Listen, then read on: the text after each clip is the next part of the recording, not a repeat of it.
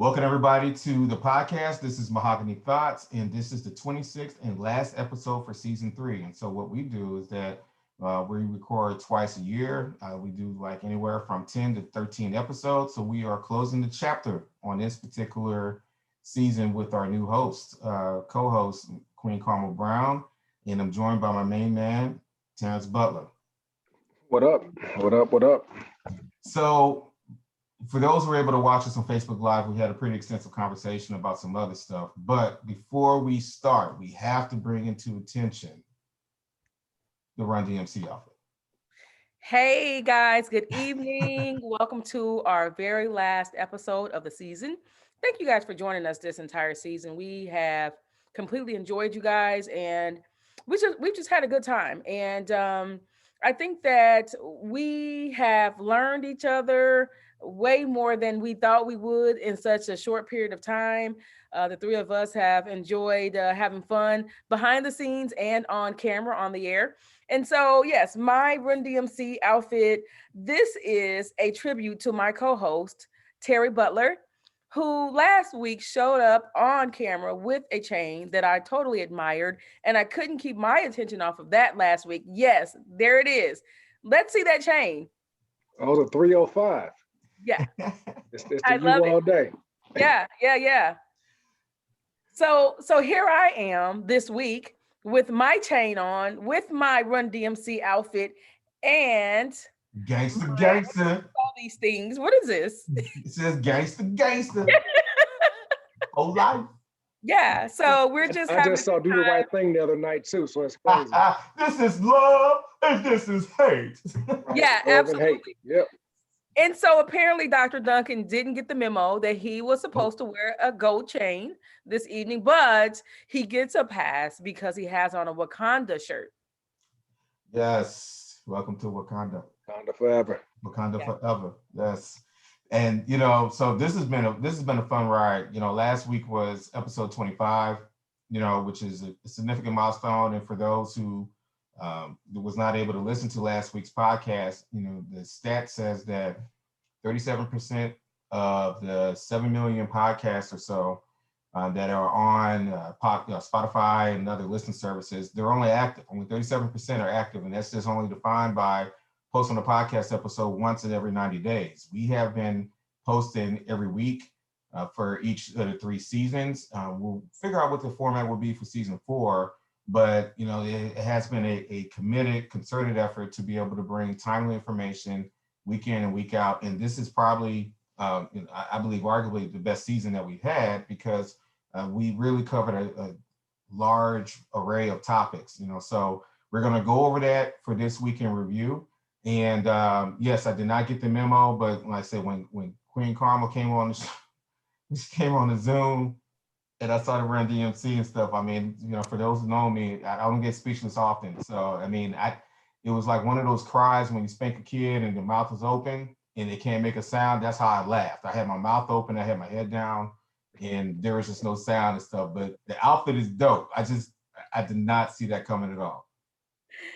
Hey, we have to have a surprise or two every now and then. Not to mention, I have to make sure that I show my co-host how much I adore and appreciate you guys. So here it is. Absolutely. So I mean, we can have Just like Beyonce said, we got upgraded. So absolutely. appreciation. For sure. And but who knows and stuff. I mean, by the time of season 4 and stuff, when we all rock chains every episode, what? I think we can do it. Absolutely. So this today is the 18th of May. And like I said, 26th episode. So interesting things that, we learned in the past week. We'll go around with that. And then we'll have the mental health minute with Queen Carmel. And, one thing that was really interesting for me, there was a couple of interesting things that happened and stuff, but I can't say it and stuff because of confidentiality, but I have to tell you, it was Woo! So one thing that was really interesting on a more serious note was that, we are, for those who are listening from, that's not an area, we're from the St. Louis area. And in Madison County, Illinois, I was reading in the newspaper that I guess the county chairman or somebody affiliated with the county had to redistrict the maps in Madison County. And Madison County is Illinois is probably about 17 to 18% African American. The most interesting thing to me was that he wanted to redraw a map free from political bias and to ensure that the minority population was not disproportionately misplaced in other districts. We had an episode 2 seasons ago with Mr. Brian Hurd about gerrymandering and things like that. I never thought that a predominantly white district, and especially a conservative district like Madison County, Illinois, would make a move like that. And so I know that several episodes, we have actually done a countless number of episodes, unfortunately dealing with police brutality, senseless murders, and just a lot of other social activism related issues. It's really interesting to change from the very first episode, was just Butler and I, to this particular point where we're starting to see concerted change. They're incremental, but it's just really amazing how much has changed in the past year and a half or so. So that actually pretty much wiped away everything that I saw. That was pretty the most interesting thing I ever saw. Butler, what was the most interesting? Well, you know what? Before we do that, Butler is actually a TV star now because he was actually on Channel 4. And, I've never seen his daughter play. I mean, I've seen pictures of his daughter before and stuff, seen his family, whatever. I see why he got pissed off about those shorts. Yeah. Me too. And you know what? I think she actually put the picture up there because they probably asked her for pictures to put up there, and they snatched that picture with the quickness. So yeah, that's a nerve of contention with me with those volleyball shorts, but it's legitimate. It is what it is. It is. It's 1,000% legitimate. Because I tell you what, it is. It's 1,000%. It's. Oh my God, I can't take it. I was thinking about linking Terry to a good therapist so that he has a platform and a space to talk about his true feelings regarding those shorts, and so that he can heal and get over what he anticipates other guys are thinking and looking at when his daughter's out there with those shorts on. This is pretty serious. It is. You know what? Like I look at the shorts because she walks around the house with them. And every time I see, I'm like, dude, just put some clothes on. I don't even want to see it. Like, just, I know you at home, you're comfortable. It's just like, put some clothes on. And, just being an adolescent male, I know what other adolescent, well, I'm not an adolescent anymore, but I know what I used to think when I was an adolescent. So I know what goes through the minds of young men when they see volleyball shorts. And, I don't want my daughter viewed in those kind of visions in their imaginations, whatever they're thinking. So, but I know there's nothing I can do about it. But yes, you did. You did. Hold on, time out. TV time out. I do need therapy, Carmel. So yeah, definitely. I see the pain. I need to be on somebody's couch to express myself and kind of de-stress. So, but hold on real quick. You said there was nothing you can do about it.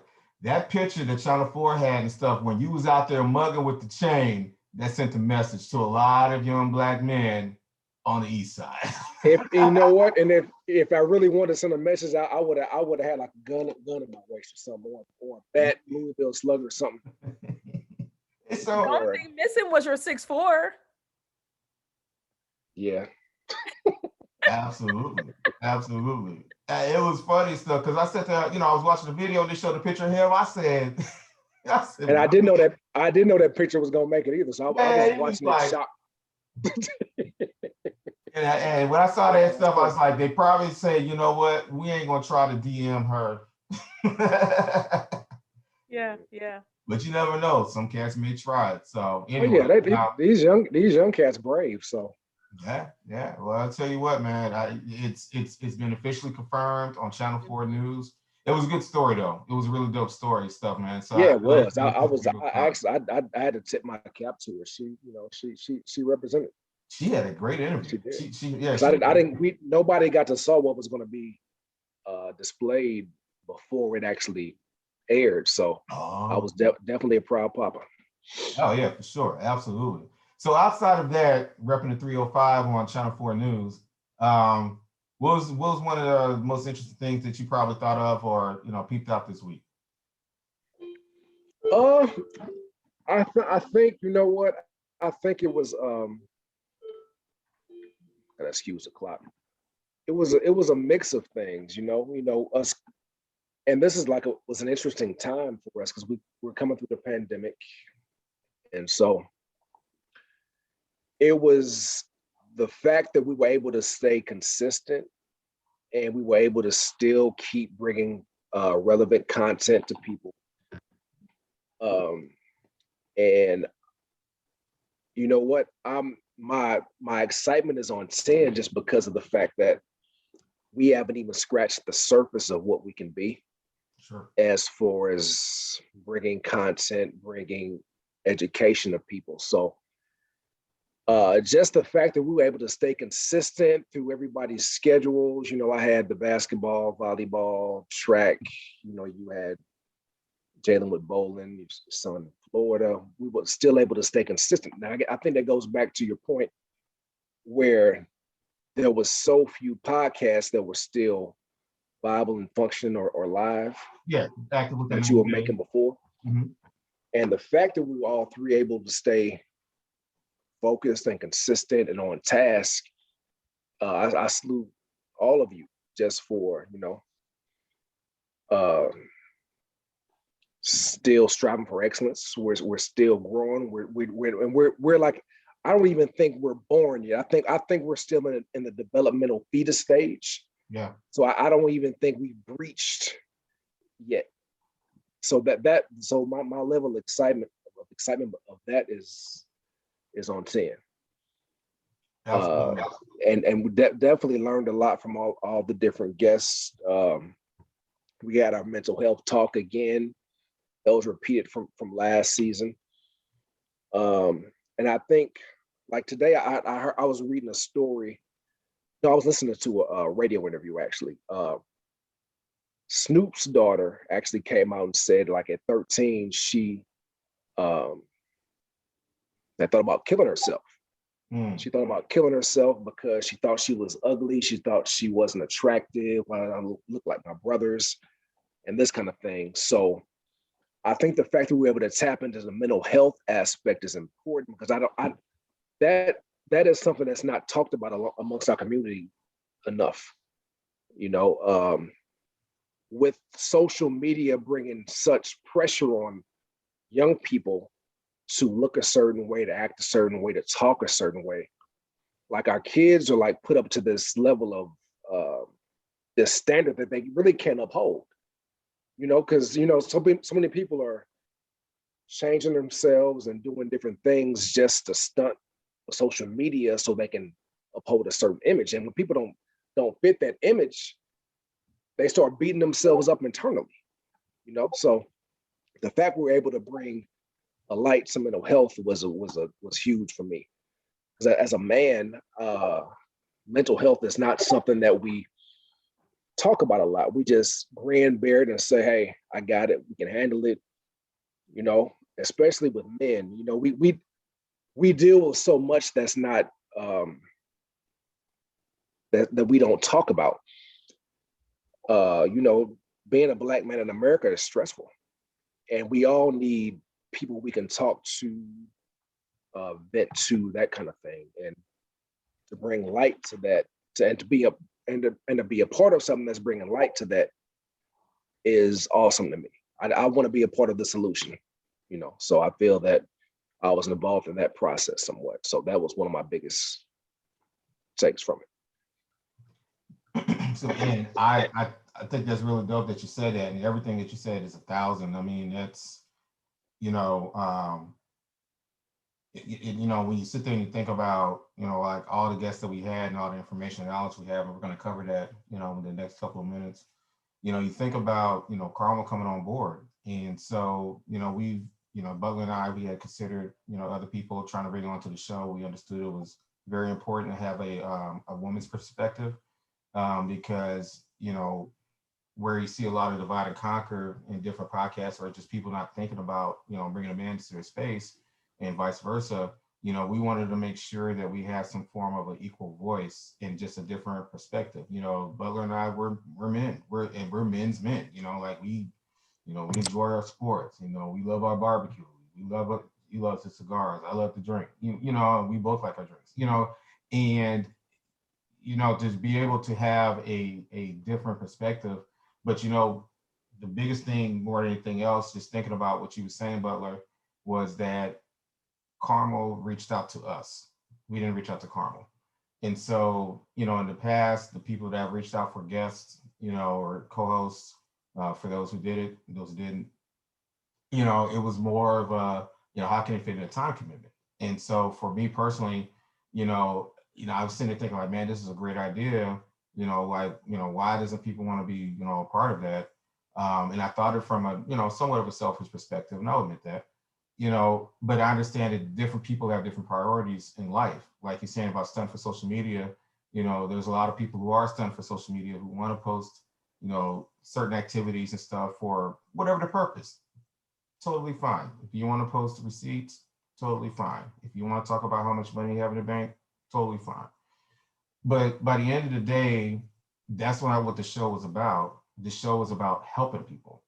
And so when Karma reached out to us, it was very natural. And, at first when she did reach out, I'll admit, I was a little hesitant, because, Butler, we've been doing this for years. And, how hard is it going to be to integrate somebody else, to come into the show like that and be consistent, you know what I mean? And it worked beyond anything I ever thought, and I didn't doubt it would work, but just watching it from week one to this current week for this particular episode, Carmel is a perfect fit for the show. And so over the time, if you probably noticed the way that I typed it up, again, not only just for branding, but just for the embrace of the work that we're doing, I wanted to make a dedicated, conscientious effort to shift from Dr. Like I'm the host and here's the co-host to like, this is the Mahogany Thoughts team. And everything that I typed up on, to upload and stuff, emphasize team.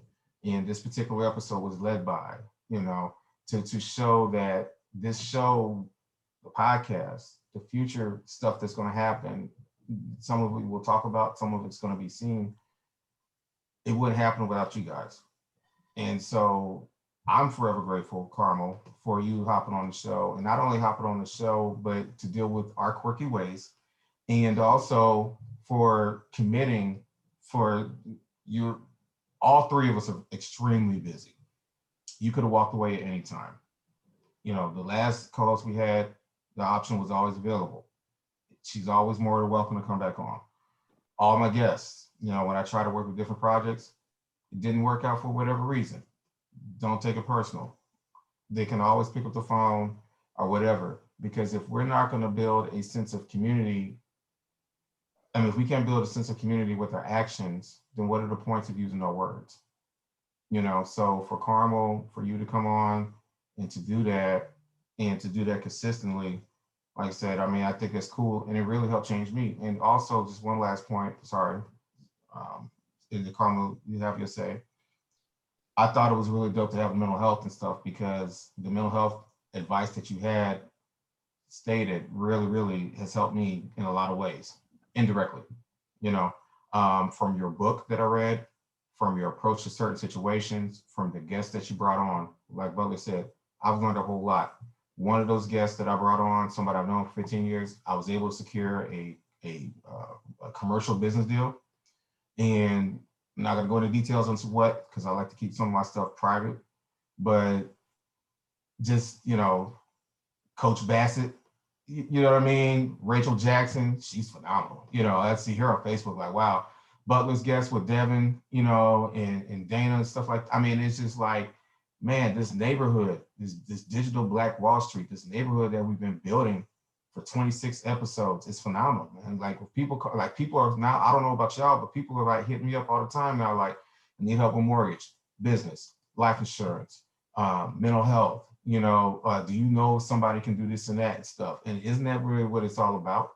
The money's going to come at some point. The The fame will probably come at some point, but just to be able to say that we dedicated probably 15 hours in a 2.5 month stretch to help other people's lives is really magnificent. Queen Carmel, you have the floor. Sure. Well, I appreciate the love and I appreciate your kind words from both of you. And like I said earlier, it's just been a great experience, a great season for me. And I felt very comfortable and very welcome with you guys. And you guys said that I appreciated and accepted your quirks and your quirkiness. You have also accepted mine. And in case you can't tell, I'm kind of quirky myself. So, so once again, I just think it has been a great fit, and the variety of things that we've been able to cover over the last few months has just been phenomenal, and the dynamics have been phenomenal. And you guys, I think that one of the biggest messages that I have taken from this experience, and I think that we need to communicate to our viewers, to our audience, is that you don't have to do it alone. And Dr. Duncan mentioned the mental health moment. And so I'm going to go ahead and combine that with this comment that you don't have to do things alone. In fact, most things shouldn't be done alone. So, we talked about in the very beginning stages of myself getting involved with Mahogany Thoughts, and Dr. Duncan and I had conversations about so many people wanting to do things alone. And Dr. Duncan, you probably remember even from my book where I mentioned some people will never advance or excel beyond a mom and pop type of business because they want to do it all themselves. They don't want to network with other people. They don't want to collaborate with other people. And somehow they're afraid to share their ideas with other people and their expertise with other people. And no one who's great in this world, in this life, yes, I love it. No one who's great or has done anything great in this life has done it alone. And so, with that being said, I just want to go ahead and throw that mental health moment in, Dr. Duncan, if that's okay for me to do that now. Okay. So, since I was talking about not having to do it alone and referring to our collaboration, I also want to apply that to other areas. You know, our co-host Terry Butler stated earlier just about men and feelings and mental health and emotions. And I have several brothers, and guys they have been in our society made to believe that their feelings aren't important or that they shouldn't have them, they shouldn't express them. And it's almost as if we're forcing our young boys and our adult men to be machines and not humans, and forcing them to not acknowledge their emotional experience in this world, in this life. And it's really important that we understand and that we encourage each other, men, women, young and old, to be honest with ourselves about our emotional experience and our mental health status rather than ignoring those things, because it simply doesn't work. In fact, it makes things worse. And a lot of people slow down recovery and healing as a result. And the other thing is kids. Many of our young people don't talk about their emotional experience and their mental health. They don't talk about being sad. They don't talk about feeling alone, about not having friends, about not thinking very highly of themselves, not feeling successful, feeling like a failure, and things like that. And they don't talk to adults very often because they don't think adults will understand. So it's important that we get them to understand that even if you think no one will understand, try. And if they don't understand, find someone else that you trust and try with them. And if all else fails, ask your parents for help. There's also a counselor at every school. Now, women, I have to address this as well. Women thinking they have to do it all by themselves. Single mothers, for example, I've never been a single mother. However, I know a lot of single mothers. And very often women think that they have to do it by themselves. They don't need a husband, a father, or whomever.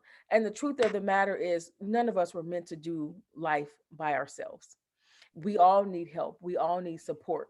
and we all need a positive and kind word and encouragement. So don't be afraid to seek out a support system and resources and people that you can connect with and network with so that you can improve your quality of life and your personal relationships and your mental health and in your business.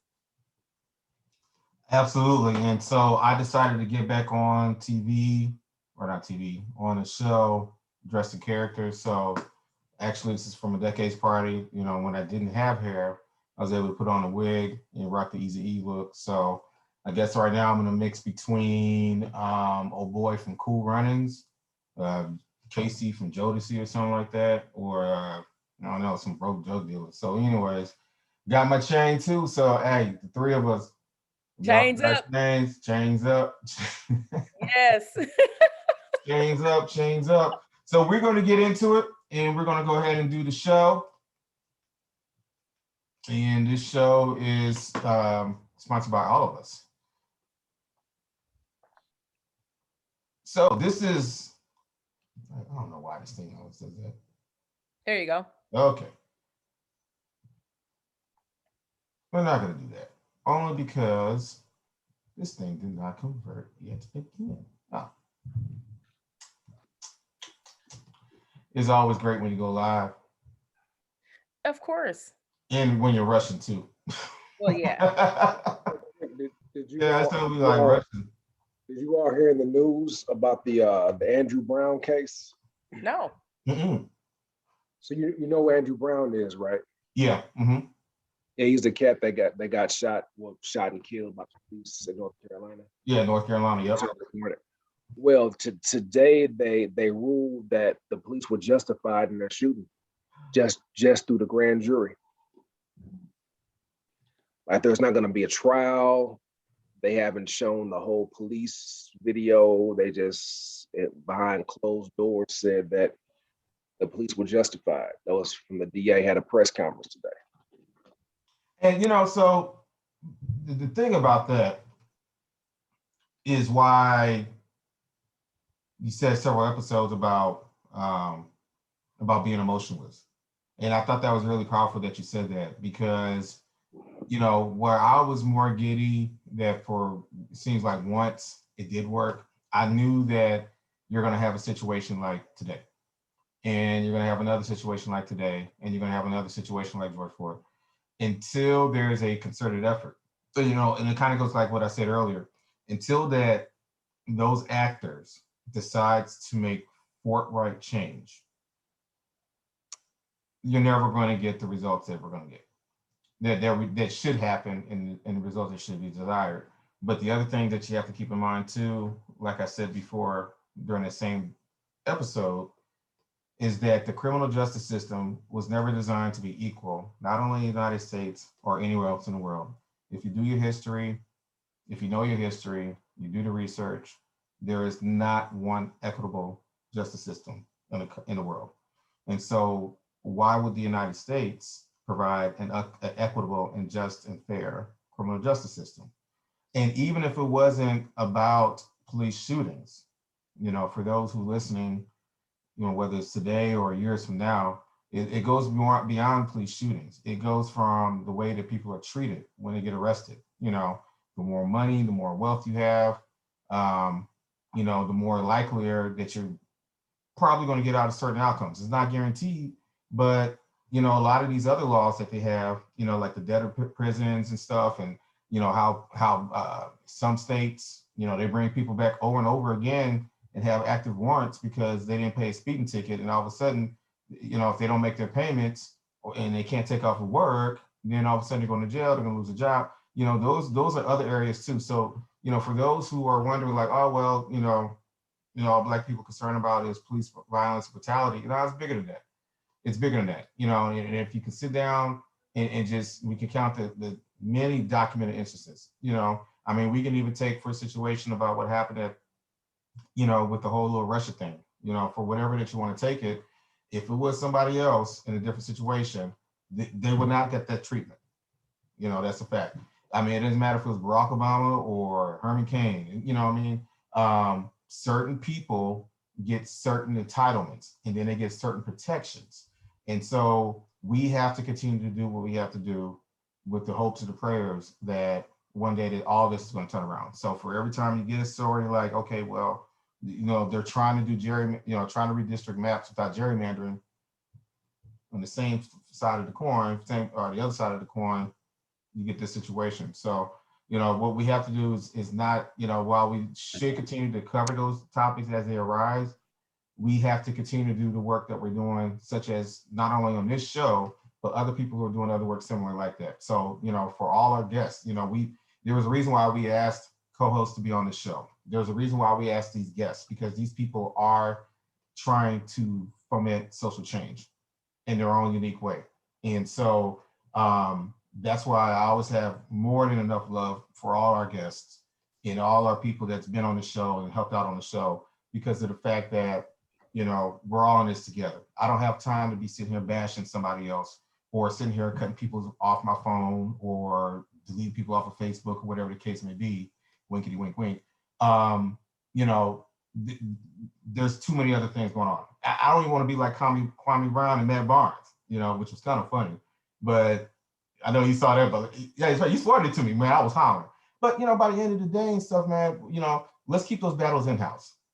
Okay, you know what I mean? Because we got so many other demons to deal with. So, but we're gonna get at it, man. I just shrugged my shoulders on that one, but it'll be another situation like that, and that's the reality. So. So we actually had several episodes that covered a variety of topics. Some of them was a little bit, interconnected, and just depending on the guest or the host preference. And so on the very first, and what we'll do for the audience is that we're going to actually talk about each episode very briefly, and then we'll just have a little comments, because it's just more of a reflection episode. So we're not going to make it an hour and a half, 2-hour episode like we did last year, but we kind of, most of it was me being long-winded, but we're not going to do that this time. Yeah, I think I came in for your year end last time. And I think after that was when we decided that I would come on, because I started making suggestions for this season. I think after that, we decided that I would join for this season. Yeah, and guess what? You're going to be back. And so, and you know what? And we're going to talk about some of the guests that we have. I would love to have them on regular rotation, because this is not just, this is our content, but this is also for our voices. So, I mean, we'll talk about that, hopefully get some other of these talented people, guests back on the show, and even at one point running it. So anyways, first episode, we had Dr. Adrienne Allen, and it was called the Mahogany Legacy Project. This is based, we basically talked about the theme of my very first, or actually my third book, and what this particular podcast is about. And so what the podcast and the book and the entire concept is about Black social economic issues, focusing on 5 key areas that will change a lot of statistical disparities that we've known has existed for decades and centuries. And those areas include healthcare, education, employment and entrepreneurship, because they are interrelated, financial independence, as well as social change / social activism. And, it is in my book, and it is my theory that if we can change those narratives in those 5 key areas, we will try to start addressing poverty, income inequality, racial wealth disparity gaps, attainment gaps, all these different gaps. So the book, I'm still self-editing, and that is fun because I've edited dissertations and been on editorials and stuff like that. So I'm really, really, really hard on myself, but I'm 50% done. The book's gonna come out, if not in June, it'll be out in July, so actually, I'll probably expect to be finished editing the book before I even come back on vacation. So, because I'm gonna do it a 3-time read. But anyways, Dr. Allen, she was amazing. She's from Saul University. She, she talked a lot about what it was like at the HBCU, as far as some of the challenges for the students for the HBCU. And one thing that I texted Butler and Queen Carmel about is that she is incorporating one of my books on leadership in this particular class to see what the school says. And if it does work out, then the Mahogany Thoughts and the book and everything that's going on with it will be integrated with Shaw University. So we will be, Lord willing, integrated with the second oldest HBCU in the country. So, I mean, that was the very first episode. That's a hell of a way to kick it off. Butler, I know you wasn't there, but, just based on that particular conversation, what was your thoughts because I know that you saw some of the older episodes. I did, man. I don't know why. It had to be. Are you a If that was sports the first episode, it was probably due to a basketball game.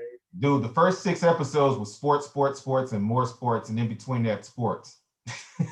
Yeah. That was that post-COVID run when everybody had all those activities all at once. The Right. life of a father. I'm telling Yeah, you. we got this rush schedule at all at one time. Mhm. So I don't really remember. I'm just gonna be real. I don't remember because I get pulled in so many different directions. I do not. I think I may have watched a little bit of it, but not enough to even give a even to give a comment on it. I do remember the episode, but I will have to just take a pass just because I was being pulled in 3 directions at the time. Yeah, I Which think that, in which way I was talking about the fact that we're able to stay consistent doing it. Like when I was out, you all kept rolling, which is beautiful. absolutely. Queen Karma. Oh, also, Dr. Allen was so impressed with Queen Karma. That was actually Karma's first official podcast as a co-host. That when I did text her, her last text was, "Tell Queen Karma I said hi." Oh, so sweet. She Yeah. was phenomenal. I was like all ears when she was on and just really taking in everything that she said. And she gave some great information just with regards to challenges that students typically face at not just HBCUs, but especially HBCUs, but college in general. Not Mhm. to mention, well, for me, I have to be honest. I am from a town. I grew up in a town that was probably 75, 80% non-black. So, I didn't know about HBCUs Mhm. until I was already probably out of undergrad. Like I knew about them. I saw the movie School Days, didn't really think that was even a real thing to tell you the truth. And then I heard about Morehouse and Spelman, but those were the only 2 that I knew about. And there was one guy from my town that I grew up in that went to Morehouse, or 2 actually, and one that went to Spelman, but still they were much older than I was. So, it still didn't quite register for me the extent of the importance of HBCUs. And so hearing her give all that information was very insightful for me. And to be honest with you, it wasn't until I moved to the Metro East that I learned more about HBCUs. But by that time, I was already done with grad school and all that. And my daughter, whom we call we refer to her as with the last name X. She's very aware and culturally aware of not just Black culture, but just culture in general with different groups of people. But she's definitely given me a lot of information and awakened my interest in HBCUs. And so hearing Dr. Adrian Allen talk about all of the ins and outs, it was just great for me. Absolutely, I agree. She's, and actually, I think Carmen, you hit it off well. A natural fit. It's one thing to be a guest, and I'm pretty sure you can speak it on yourself and stuff. How difficult it is to transition, from a guest to an actual co-host. I mean, all of us have done our share of, individual recordings and stuff, but to be able to do it with 2 other individuals, not in the same room, I think you did really well. Episode 17 and 18, Queen Carmel, I'll let you go ahead and talk about that, and then we'll chime in, on that. Those were the episodes that you led, and that was dealing with mental health and relationships. Yeah. Well, the episode 17, when we talked about mental health, I think was a critical episode, and we had a phenomenal panel. We had Cecilia Carter of Cecilia Carter Counseling, and she's also a very close friend and colleague of mine, and she's also a friend of the show, from what I understand. And we also had Rachel Jackson, who is also, a mental health professional. She owns a non-for-profit and very much into serving the community with regards to all social issues, including mental health. And then, we had Tessie Amos as well, who is also a friend of the show that we all have the utmost respect for. And we just had a phenomenal panel with that particular episode. And we talked about some very critical issues. And some of the things that were covered in that episode were profound. Like Tessie said some things that were so like just heavy and serious that I think we all had to take a step back and just really absorb, some of the things that he said. He talked about men trying to, just interacting with women in inappropriate ways and not being good significant others and spouses. And so some of the things that he spoke to were great. I just referred someone to him actually this week. And I also referred someone to Nice. Cecilia. I send, because I'm not currently taking new clients, but I know that they're phenomenal therapists and I completely trust them. And I know that they are a wealth of information. But yeah, that session was, or episode was critical, and it was informative, and it was powerful. Yeah, I do I remember agree. I Ted agree. dropping the jewel on that one. That's another one I missed that I had to watch the next day. I remember him saying that, I guess what black men deal with black women, when he said love is not ownership. And that just stuck with me. I was like, yeah, that's real. We don't, we might love them, but we don't own them. So we can't dictate what they do, where they go, who they see, So it was powerful. Yeah, man. I mean, anytime we have Tessie on the show, he has to have the last word. I mean, he's the showstopper. He's the headliner. That's if you go to the Essence Festival, I mean, he's the last guy you're going to see at 10 o'clock at night. he's the one who's going to put the chairs up. So Tessie was He doesn't amazing. hold back. We That's also the had, thing. He doesn't hold back. He says what needs to be said. yeah, absolutely. I agree. I mean, he's phenomenal. And, like I said, we would love to have him and a lot of our other guests too, on the show, especially, like Rachel and whatnot. And even some of the guests that was on the 18th episode, Queen. Mm-hmm. Yeah, absolutely. Marriage Today. We had a great panel there. Everyone there had been married for a significant amount of time. And, with that particular episode, a couple people had their spouses present. I know my husband kind of went along for the ride there. So he was a good sport because I asked him to sit in. And I think maybe one other person had their spouse in, but these people that were on this particular panel are a part of the marriage task force that I've put together.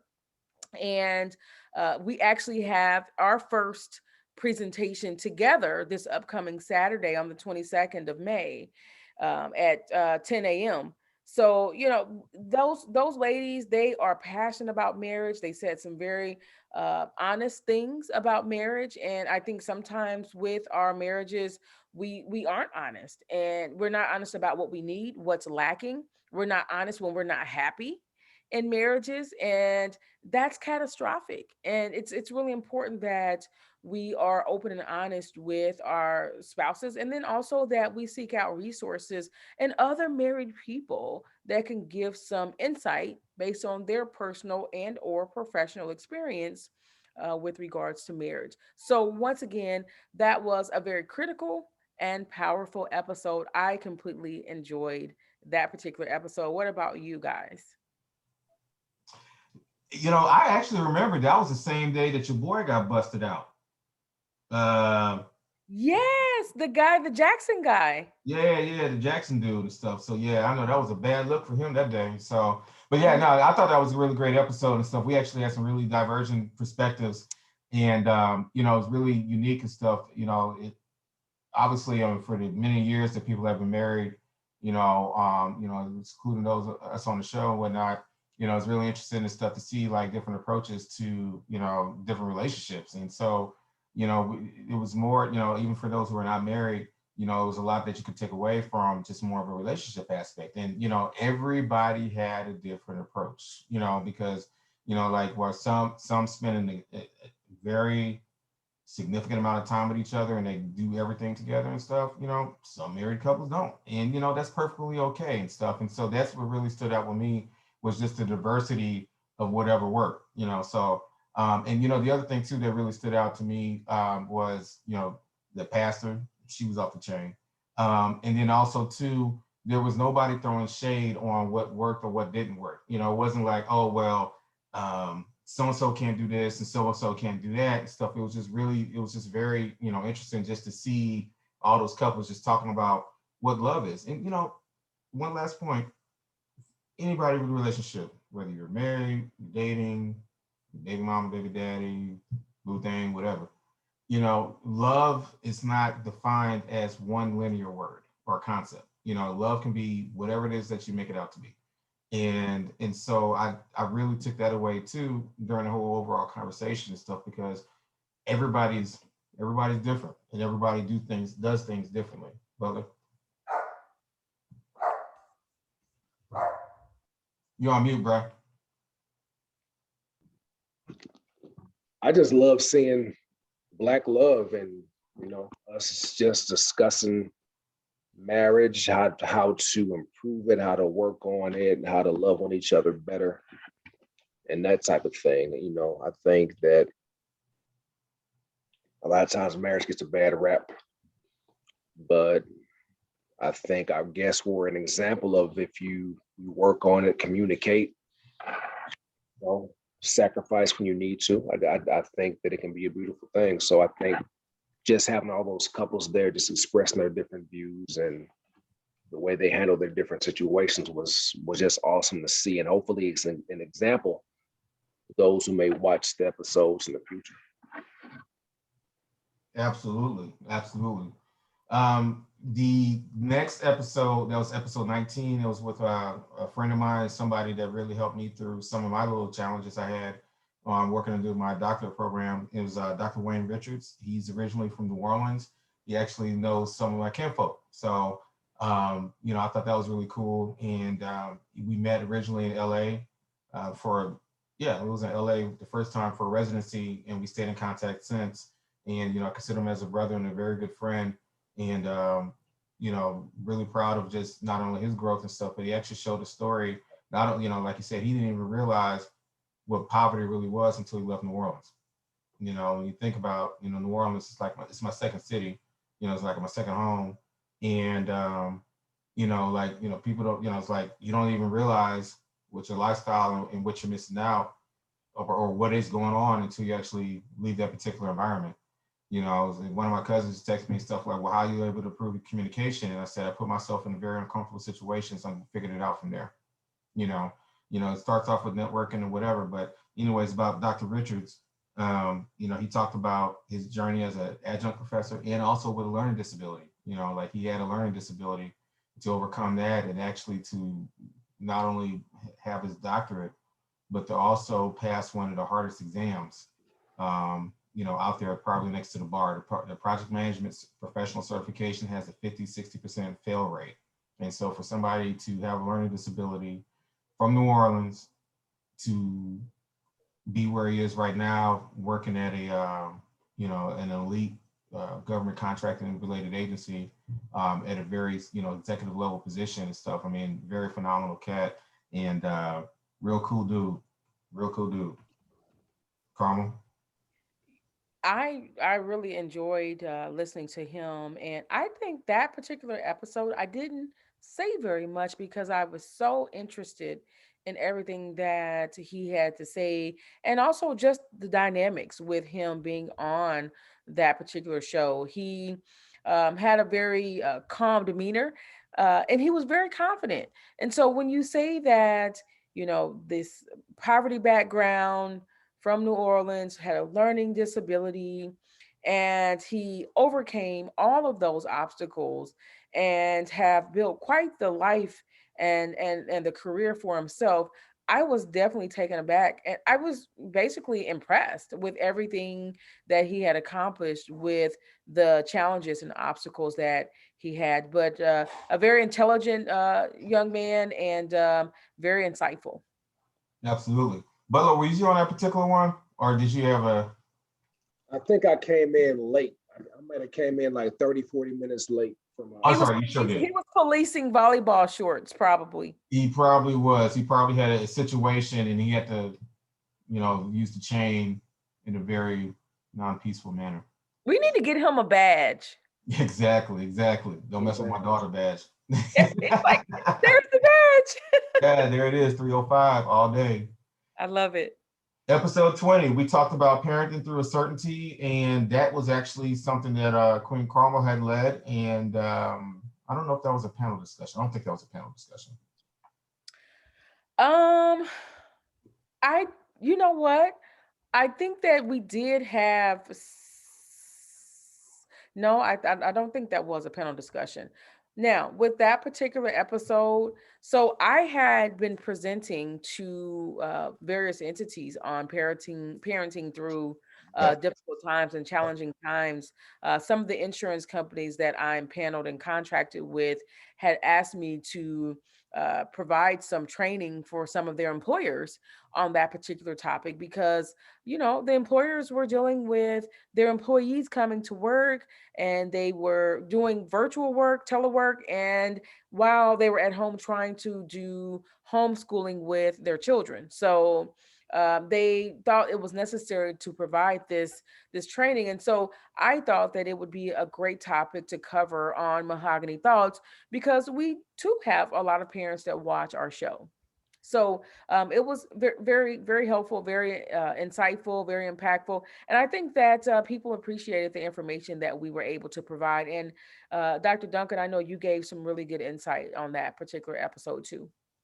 Absolutely. One thing too, while you was talking, it made me just think about it. There were parents who, as things started opening up a little bit more, became more visible and stuff. There were people half the time you don't know who's actually seeing the video. It just says so many views over a week, and it was really interesting and stuff. That's when I think that you really, really found a good groove with the podcast team, and just with the information provided and stuff. I mean, that was a very, very, very, very popular episode, and definitely touched a lot of people. I also wanted to point this out too. I'm gonna flip back, Bella, before you chime in. Those episodes with the asterisks, those were the ones that had the most downloads for the particular season. Not views, but I know that episode 17, the mental health one, had one of the most views, and the one with Kristen Smith on Business Capital, they had the most views. And I think that in the Women in Entrepreneurship, that had the most views. And Butler, before we go over to the one that you led, you was on a parenting one, right? No, you was actually sports. Parents would know I didn't make that one either. Yeah, you was sports. Actually, you know what? You was actually, I think you was in Edwardsville or something like that day. Oh, it was a volleyball game and went to overtime. I have a pretty good memory, sorry. Yeah. I remember where you was at, but yeah. I try to be present when possible. Man, it's all to the good though. Next season and stuff. I mean, there might be episodes where I'm not going to be on, but like Carmel has said, I mean, that's the importance of being able to run it as a team and stuff. And like you said, continuity. Like we all were able to, hold it down. So, so that leads to you, sir. Episode 21, Women in Entrepreneurship with Janet Westbrook, Dana Kelly, and Devin Moody Graham. Go ahead and take it away, sir. Right. It was, I got the idea about this. I think, I don't know if it was April or May, but the previous month was, I think, I don't know if it was International Women's Month or they were highlighting women. I don't know how people make up when they highlight certain people, but I got the idea from that. And like Jana, Dana, and Devin, they're definitely powerhouses as far as the entrepreneurial game, along with our Queen Carmel, of course. So it was just awesome just to hear the stories, how they got started. And I remember us getting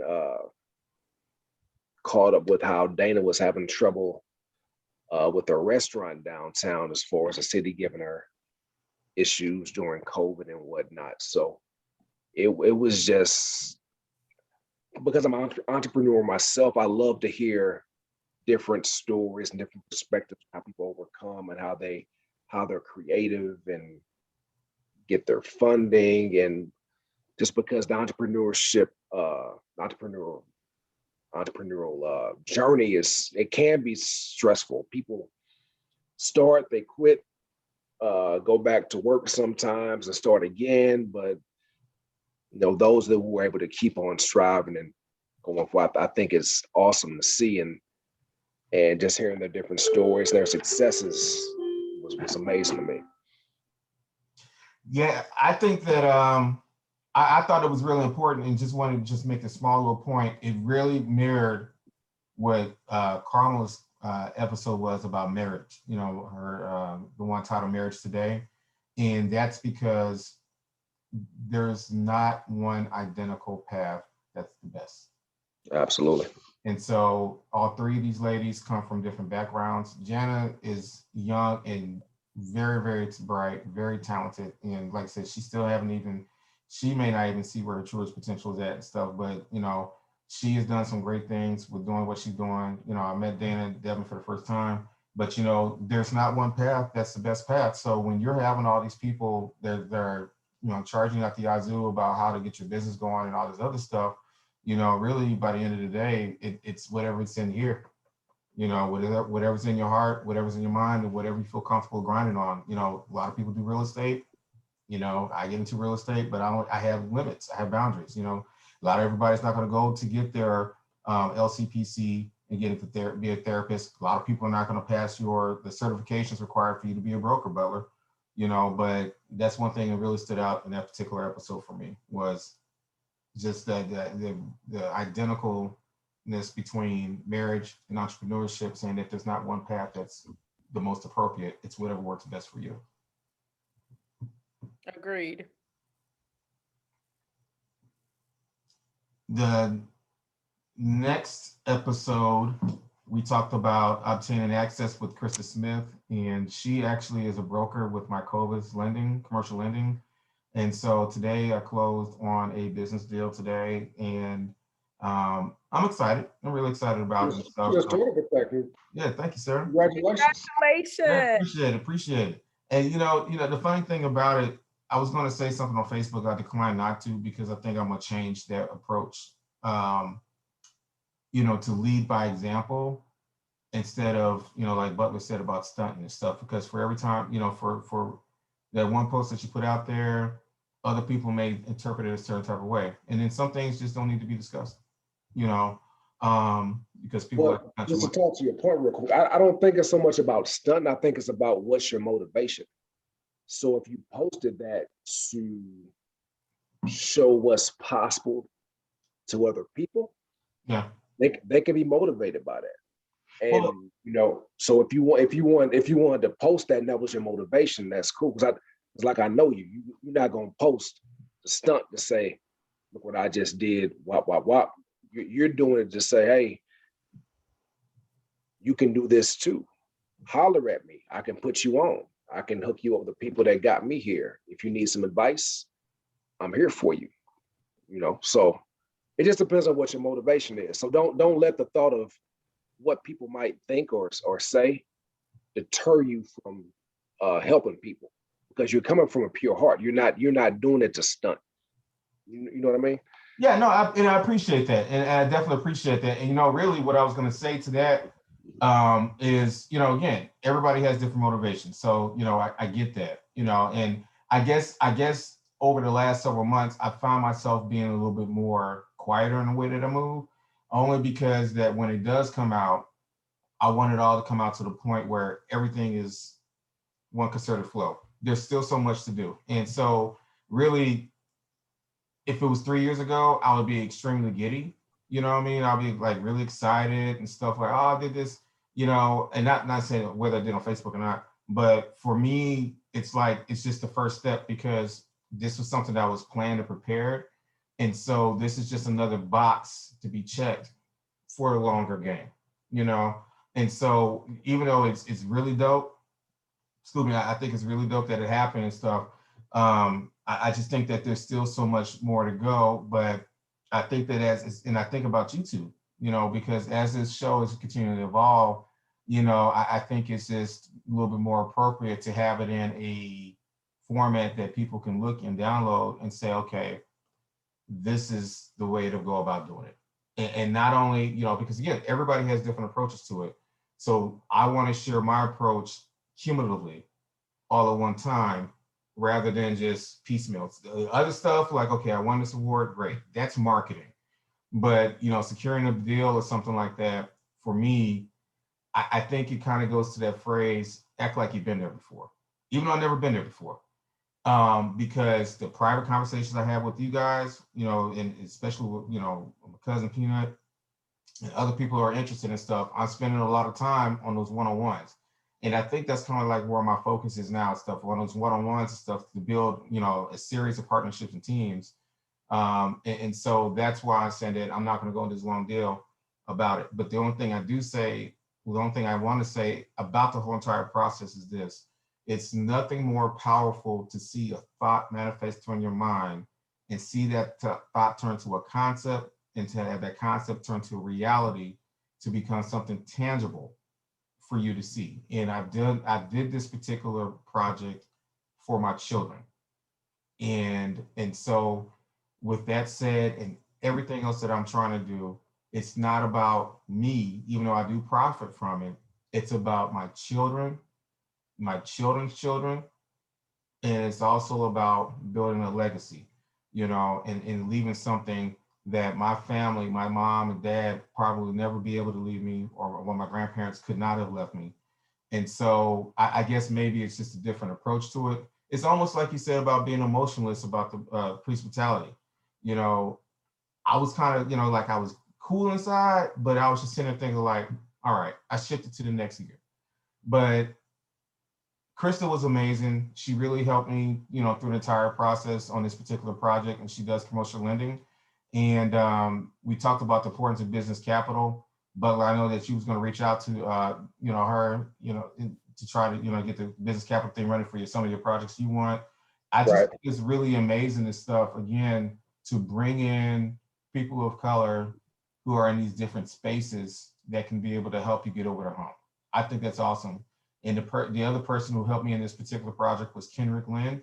He was guest number 11 on that podcast. And so one of his entrepreneurial interests, in combination with Krista Smith and my Covis commercial lending, helped me get over this particular hump. And like I said, I'm forever grateful for that. That's always going to be here. So that was my $2.33 on that topic. I'd like to have Krista's contact information. Yeah. And I can tell you, because as much as I've emailed over the last, 5 or 6 business days, it's ksmith at mycovas, mykovas.com.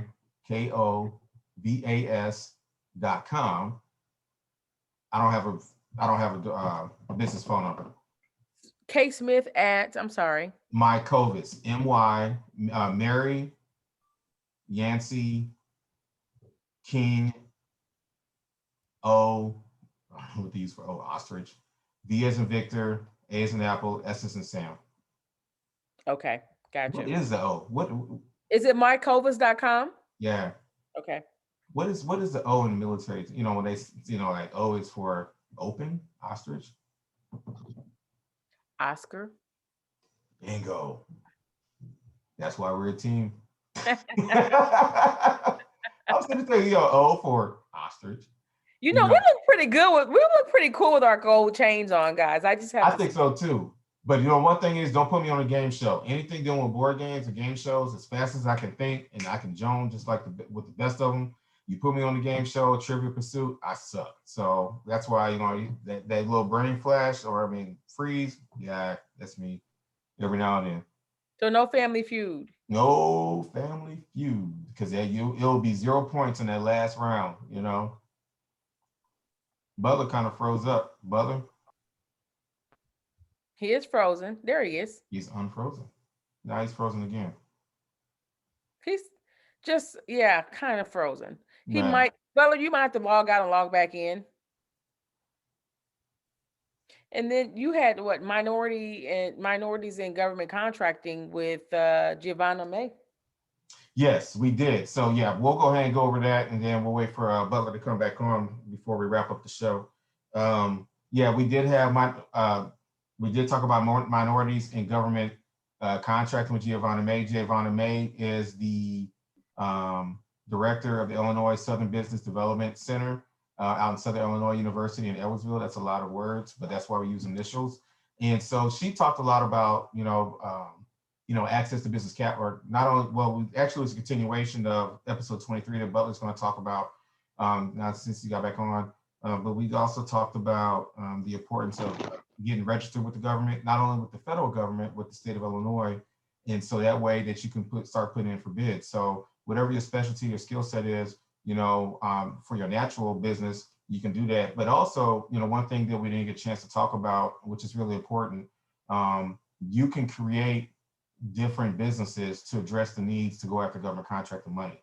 And we didn't really get a chance to touch on that. So if you wanted to get a cleaning business and go after government contractor, knock yourself out. If 3 people want to put up $10,000, winkety wink wink, to start a franchise business in cleaning, to start going after government contracts or landscaping service or whatever the case may be, it's there.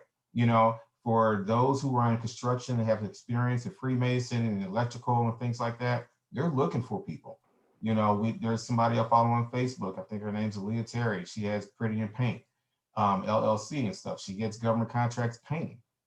So there's a lot of opportunities there. And this Giovanna May did talk about that.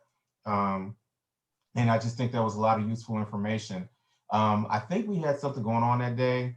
There was something that may have happened that day and stuff. The viewership, that was actually, believe it or not, the lowest viewed episode. But I think a lot of it might be algorithm based more than anything else. But I think that as far as the content, that was some phenomenal content that was available. I agree. Yeah, I learned a lot myself because I don't know how many questions I asked. It's just because I heard so many terms and things I'd never heard before. So yeah, I might need to go back and even watch the episode again myself just to get a refresher. Yeah, absolutely. And for real, if people are interested in stuff, or even with y'all too, just holler at me and stuff. There's a lot of stuff I know. I got a lot of the resources right there, and I can explain it to you. It just comes down to applying it, and that is the next step in the game, is to start applying those applying that knowledge into action. Converting, like I said, converting a thought to a concept, the concept of reality, the reality something tangible. That would be something that could go down with the government contracting for sure. Carmen, did you have any comments about Krista Smith? Because I know we was going to slide the Butler's topic before. Nope, not at all. Cool. So episode 23, we're going to step back for a second, and we talked about the next steps. And Carmen, I think that you were preoccupied that particular night, and Butler, you led the show on that, and we talked about the transition from business capital, or the conversation with Krista Smith, to life insurance. Take it away, sir. Right.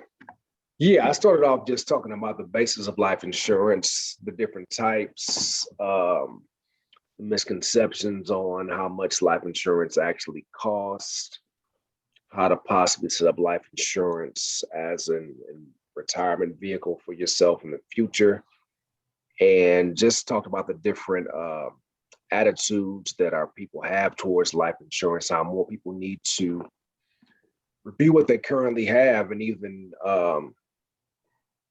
look at their current net worth and how much they want to leave the next generation. Because one thing I will say that I think I touched on this in the podcast also, but that I think as a people, we are getting better. I do see more progressive attitudes towards leaving assets to the next generation. But I think that there's also a huge room for improvement that we can also do, because I think we're so now focused that we don't take time to plan out the future, and just to be sure that our children don't start from the same level that we are. Like, our children should be 10 steps ahead of what we are currently at, because I think I'd also discussed that most of us started from zero. Even like 90s, well, 70s, 80s, 90s babies starting from zero, having to build up wealth now and then we're primarily the ones with the baton to pass on to the next generation. Because what we primarily learned was to get a job, go to college, go to college, get a job, get a 9 to 5, and go from there. We weren't taught you need to start building up assets, start purchasing assets, get different things that can pay you money so you're not working so hard. We were taught do what you have to do to grind and grind and grind. So it's just a matter of getting those different mindsets shifted to purchasing assets so we're not always working so hard. We weren't, life is more than just going to work and paying bills and getting up doing the same thing again the next day. We have to work smarter, not harder. I love it. Can I jump in? I know you're Absolutely. probably going to ask me if I had something to say. Terry, I think you really gave some great information, and that was the day I think I was at my son's game, and I told you that I think I went back and watched it the next day, and just great information. I took some notes, and I definitely would like to personally sit down with you at some time to discuss, personal options with regards to things you can help out with. So. Absolutely. Yeah, I actually got a life insurance policy with Butler, and I probably need to review the coverages, maybe later on the year or whatever and stuff. But in this particular, going back to the episode with my Covis and this particular deal and stuff, it's really good to be able to pick up the phone and ask Butler for his honest opinion. And so, sometimes you get a little trepidation trying to do business with somebody, but Butler was actually one of the first people I did, like, to me, a significant business activity with a close friend.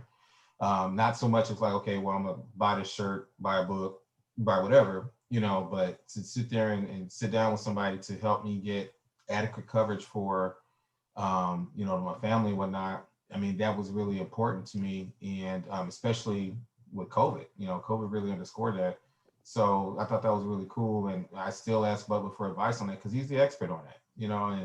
And just to kind of piggyback what I said earlier, man, we've had some great experts that has a lot of great insight. And so, if you haven't seen these episodes live, or you haven't watched any of these episodes, or you've seen it later, y'all missed a whole lot of good episodes. I mean, we've really tried to put some great information and resources and contact information. Butler, what's your phone number so people can reach out to you? Office phone is 618-589-2111. And your email, your email. Email is kind of long, but I think it's easy. tbutler at D as in dog, F as in Frank, globalinsurance.com. It's not bad. Not long. No, it's not long. No. T Butler, DFG Global Insurance. That's actually rolls out just fine. Yeah, you're talking to somebody who named one of their business club Exhilaration. Yeah, and actually in one of the episodes I misspelled exhilaration. It was on Spotify for the longest. That's funny. Yeah, so I was like, oops. So I had to fix that real quick. Yeah. But yeah, no, that was a great episode, Butler. Life insurance is very important, and I know that we talked about some of the statistical facts that went along with it, and it's really important for not only just people of color, but just people who get life insurance. Period. Whether you can get it at the very least, get it at work. If you don't want to get it outside of work or something, that's fine. But just be able to leave something with your children or your children's children or your whoever that you're guardian of. I mean, even if it's just enough just to get buried. People are going to die. I mean, all of us are going to die at some point. So, if we really love our family like the way that we do, what are we doing to make sure that we provide them at least something? You don't have to get $1 million policy if that's not what you feel comfortable with getting. I don't have $1 million policy. I don't even have a $500,000 policy, but it is important to have something, to cover debt, to cover the mortgage or whatever the case may be. Or be able to have both of them, both of my sons, be able to have something on top of everything else that will be bequeathed to them. that's, equally important stuff. But even if, regardless of your economic status, whether you're rich, whether you're poor, whether you make $9 an hour or $90 an hour or $900 an hour, get life insurance. If you can get auto insurance and protecting your car, get something to protect your family. It's just that simple. Absolutely. That is like the last thing that you say, that you speak in your life, that I covered my family in my absence, basically.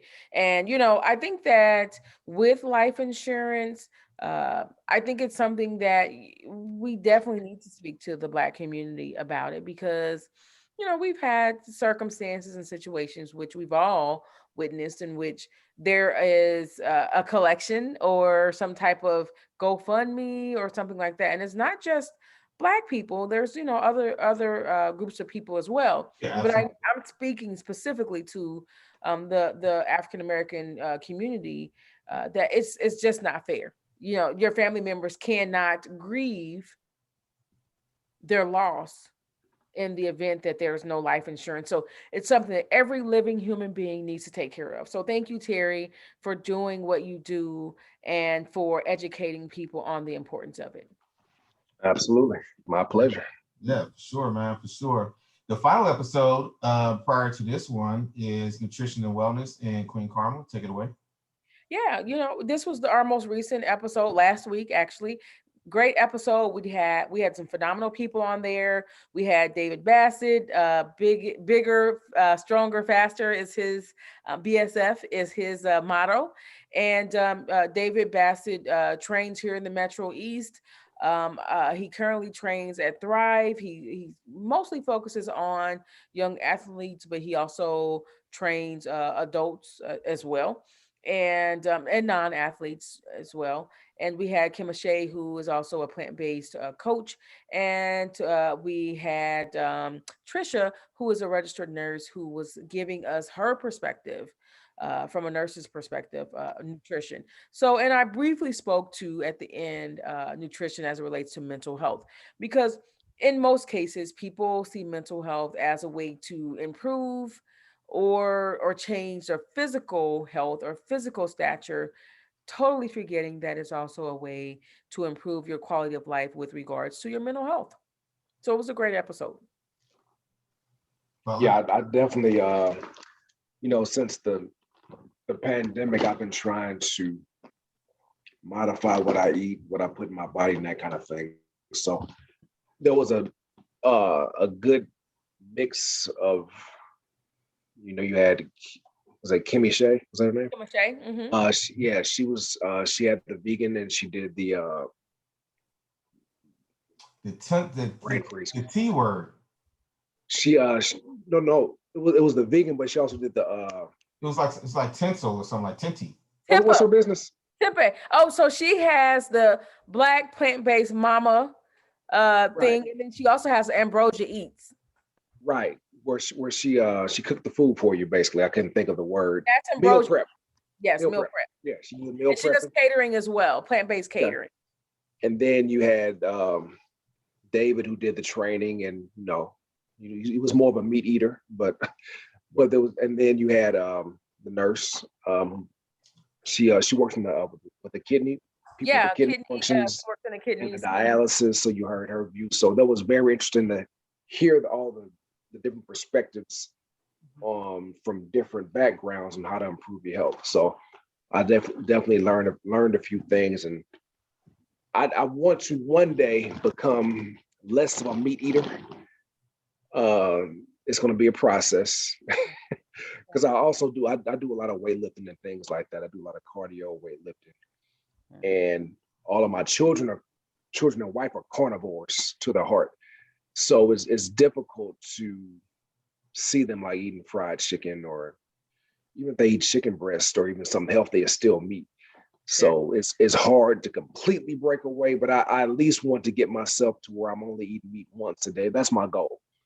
Ultimate goal is to only eat meat once a day, but I'm not there yet, but I'm gradually trying to slowly but surely get there. But I eat a lot of salads, a lot of fruits, a lot of vegetables. I try to juice at least 3 to 4 times a week.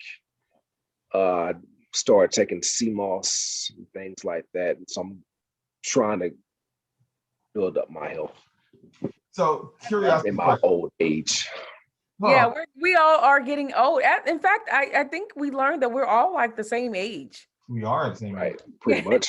Yeah. We are the same age. So look, when you was talking about chicken, are you staring at the game? I'm staring at the game. What'd you say? Are you staring at the game? Off and on, yeah. So when you said chicken, was it because that girl was on that Popeye's chicken that showed up? Is that what made you think about that? No, I didn't even see it. Man, No, I didn't see that. It was funny because while you was talking, I'm sitting here, I got my eye in the corner of the game. And for people who know me in Butler, we're big sports nuts. And so when you said something, I was like, eat the fried chicken. The girl from the fried chicken is sitting talking about the kiss on the parade and blah, blah, blah. But Popeyes and stuff, it literally came on at the same time. I was like, man, I wonder if he said that. And he said that because he saw the commercial. Right. What actually made me think about it is the family got Belleville Fish and Chicken tonight. They got from the Arab spot. So that's where the fried chicken came in. I just saw it and I thought about it's like, I think it's like sweet and spicy something. So I'm gonna try to refrain. I live with a bunch of carnivores as well. And I am someone who I'm not 100% plant-based. I would say I'm probably more like 60-70% plant-based. I don't eat meat every day or even every week. But I live with a family that most of them eat meat pretty much every day, some more than others. My daughter, she kind of walks the line at times, but I'll tell you what, having those plant-based days is really important. You don't have to be 100% plant-based, but reducing the amount of plant-based or animal-based products is really important. Because I actually went completely vegan maybe like 2.5 to 3 months, maybe like 2 years ago. Mm-hmm. And honestly, it's the best I ever felt. Yeah, it's great. But I got back into the old habits and I started, reverting to my old ways. But I do remember the energy and after a while it was cool. I was like, I don't really even miss it because I ate a lot of mushrooms, a lot of zucchini, beans, like cabbage, kale. So I was able to kind of get full, but I just didn't stick with it with the way I should have, based on the way it made me feel. But I do want to incorporate that at least two out of the 3 meals is my goal. That's good. That's awesome. Love it. I'm a carnivore and I do mix it up with vegetables. But like I said again, everybody has their own approach and stuff. I know that I'm a big cardio guy, so I'm always big into my steps and just moving around. And then, Butler's been overseeing, I got my little equipment and stuff. You got the row machine like boomerang. Man, I'll be on that. What do you say? Right. I can't even remember what we said and stuff, man. But yeah, that was David Allen Greer when we sit here talking about the testes. Right. Man, that was a classic. Boomerang's a classic. Eddie Murphy's still one of the best comedians. Martin Lawrence was Martin Lawrence, not Eddie Murphy. Was that Martin Lawrence? That was I was saying it was Eddie Murphy movie. Wait a minute. Hold on. David Allen Greer was the one that was growing all mad. Yeah, David Allen Greer and I think Eddie Murphy and Martin. Was Eddie Murphy and Martin Lawrence on that movie? Yeah, Eddie Murphy, Martin Lawrence. Oh, because this is what it was. Marcus Graham was Eddie Murphy. Marcus was a star. Yes. Martin Lawrence got on David Allen Greer's character because he didn't get that twist act. Remember that? Yeah. Some big hitters in that. I had sex in the 90s title. Yeah, it's a sex in the 90s. Yeah, it's like you didn't get the twist act. Now you gotta have me watching Boomerang again. Right. Yeah, I might have to revisit that one tonight or sometime within the next few days. You hear me? Man, yeah, with John Witherspoon, rest in peace, man. They had everybody in that show. Eartha Kitt. Marcus Darling. Yeah, they had everybody in that show. But so the cool thing is, now since we got off the topic, but the cool thing is about Eddie Murphy, I hope that people really appreciate. Some of his movies were great, some of his movies, but you got to give Eddie Murphy props for trying to get other Black actors in his space. kind of like the Oh Mahogany yeah, Thoughts show. You know what I mean? Just yeah, like even Coming to America too. You know, some people liked it, some people loved it, some people hated it. Coming to yeah. America, Eddie yeah, is definitely due a lifetime achievement award yeah. in NAACP. It'll be the next 2-3 years where you'll see that. Oh yeah, for sure, man. I mean, just every lifetime. He needs to win every lifetime award from every major show and stuff. I mean, because you look at how many people he helped put on. I mean, he helped put Martin Lawrence on. I mean, or other people he collaborated with. I mean, My Name is Dolomite. Just the story about Rudy Ray Moore. I mean, that movie was dope. I still have never seen that. I Oh gotta my be. gosh, man, you're gonna be Never hot. seen which one? They call me Dolomite. Dolomite. Really? Rudy Ray Oh, Moore? my You name is never seen that? no. My name is Dolomite. Rudy Ray Moore? Yeah, so Eddie Murphy actually did a biopic on Rudy Ray Moore. Oh yeah, I think I did see Yeah, that. yeah, But and back in the 90s, I used to watch Rudy Ray Moore quite often in college actually. It was pretty interesting. yeah. I used to read all those little exploitation books and stuff. Donald Goines, Whoreson, Pimp, the DMX, Aaliyah adaptation, Never Die Alone. They had some interesting stories to tell. But a lot of those stories was really reflective of America, Black America back then, and what we're talking about is reflective of Black America and beyond right now and stuff. So we are about to wrap it up for this particular season, and we're going to come back on the air more likely, if I do the math in my head, August. We'll be back around the first or second week of August. And so what's next for the Mahogany Thoughts team? So we are actually continuing to work. We're going to do some things together, but we're going to, Butler, like I said several times before, Butler had recommended still be taking the show on the road. And now since COVID and restrictions, or whatever you want to call it, the restrictions of mask or not to mask, we're going to take our show on the road. And so during the summer, we're going to have some sit downs, and we haven't figured out the entire setup, but or guest yet, but we are going to sit down and have some really live moments and stuff. We just want to capture the energy, live, and just seeing these people in motion, So, I have some people that, in mind, or we could probably see them just do their thing and maybe interview different people and stuff, and, and make it more than just a podcast, but make it more of an anthology. So I'm really looking forward to the summer activities. We're going to release some products. We're going to work on some content for people to use. Some of it's, we kind of tested it out during the show. Some of we're going to kind of create, during the summertime. And when it comes out, it's going to be phenomenal. It's going to be all the resources you need to get your life in order, from a mental health perspective, from relationship, from financial, from life insurance, from education. I mean, you name it, we're going to have it. So, we're doing more than just, running our mouths every Tuesday night. We're actually trying to build something, for all of us, beyond our children. This is for the community.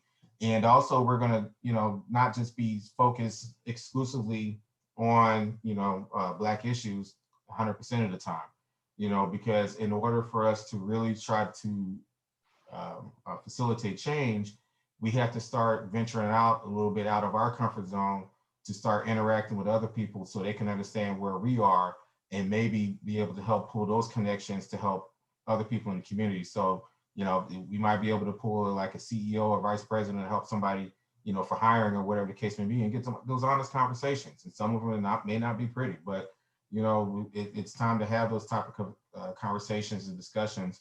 And we're also going to have a social media page too. So we're going to, the next time we go live, it will be dedicated to a social media page, Mahogany Thoughts. We'll have it on, multiple platforms.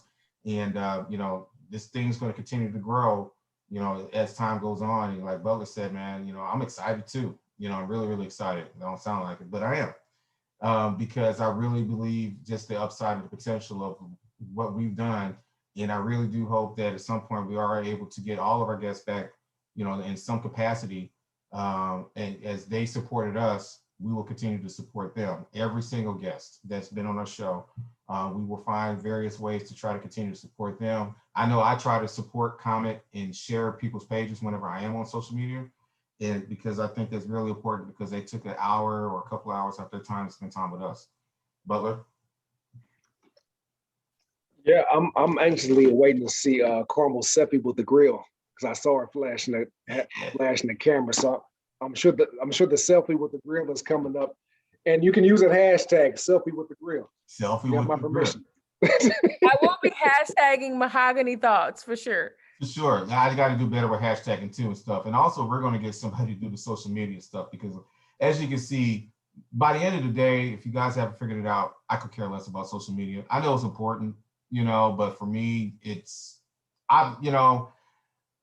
you talk to me one-on-one, I'll never shut up. On a podcast, I'll never shut up. But as far as like, I know that me personally, I need to get better in being more open, with some of my activities and whatnot and stuff. But and like Butler said, that was actually, I appreciate that, bro. I need to be more open and more transparent with that.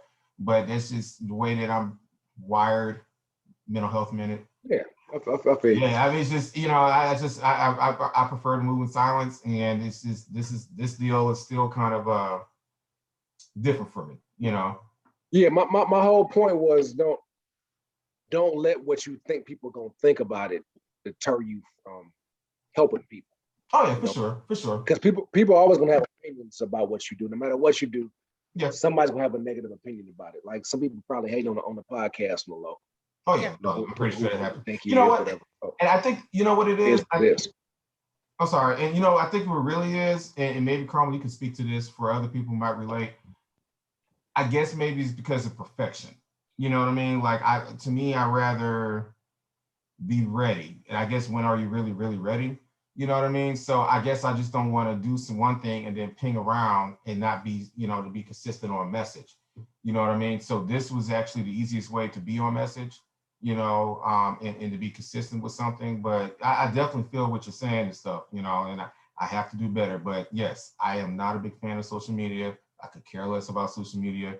I know the purpose of social media, but I have to do better with social media. Right. Like my family tells me the story, which I don't quite remember, but I think it might have been about 2021. I'll just say 10 years ago.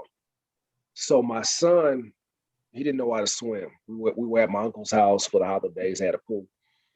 And I was trying to get him not to be scared of the water. I wouldn't have done my daughters like this, but my son, I think he had like the floaties on his arm. Mm-hmm. And he just didn't want to get in the water at all. So I just took him, I picked him up, I just threw him in the water. The women all screaming and stuff, why you throw that baby in the water? But I'm like, he has to just get used to it. I want him to overcome his fear. I just want him to jump out there and get him. Now, I wouldn't have done my daughters the same way. I wouldn't have done them like that. But I want him to just say, one, I knew I'd jump in there and get him anyway. So I knew, plus he had the floaties on.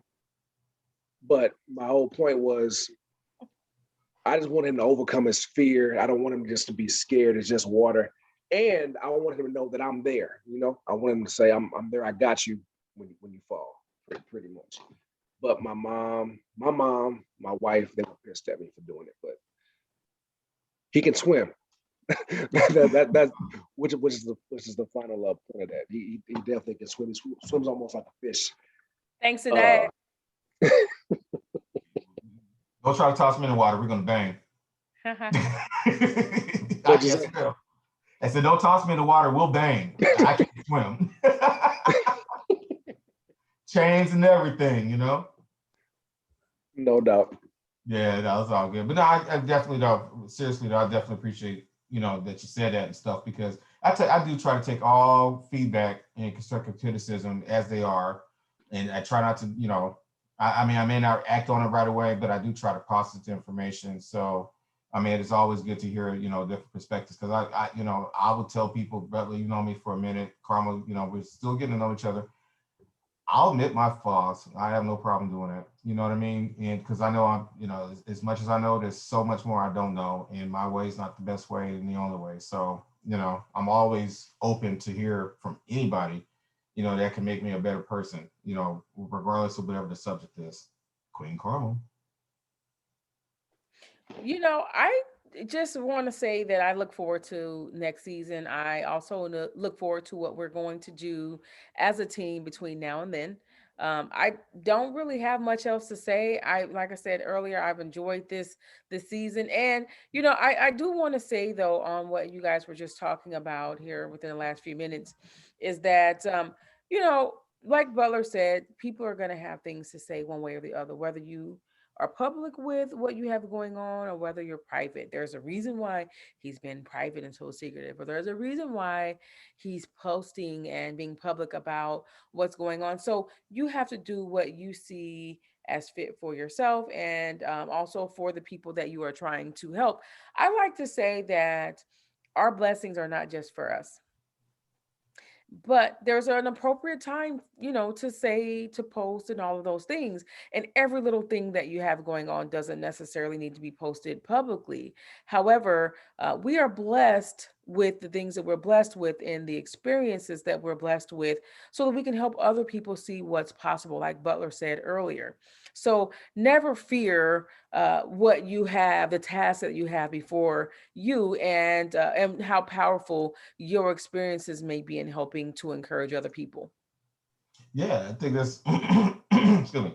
Yeah, no, I think that's really phenomenal. I mean, I think that's, again, that's another message that needs to be heard, not only by myself, but for others, And like I said, there's areas I know that I'm going to continue to, work on and stuff, because as much cool stuff that I've done so far, personal self-improvement is definitely number one on my list. And, I know that sometimes, we all make mistakes and we all say things that we probably regret, or do things we all regret. But one thing that I do try is to grow and continue to grow, and and definitely lean on my friends, and colleagues and others who have their best, my best interests at heart, like I have theirs at heart.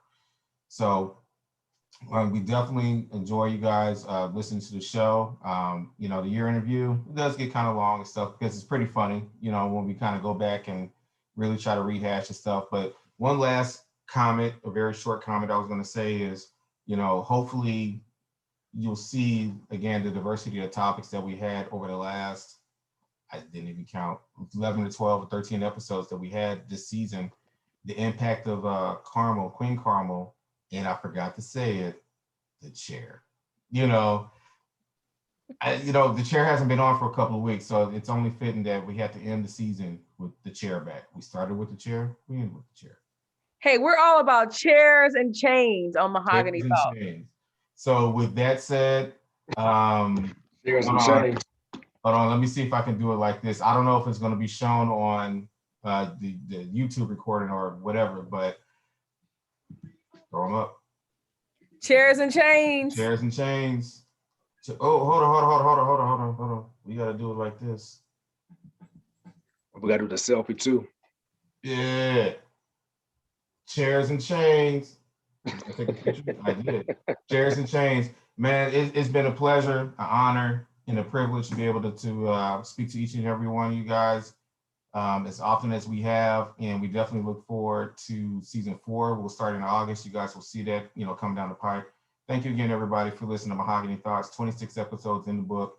We will be one of those 37% of the millions of podcasters who will be part of the 37% of podcasters that will be active. And we're going to continue to bring timely content in 2021 and 2022. So with that said, this is it for the season. Mahogany Thoughts, we are out. Peace and blessings. Thanks, guys, for a great season. Thank you. Absolutely. Absolutely.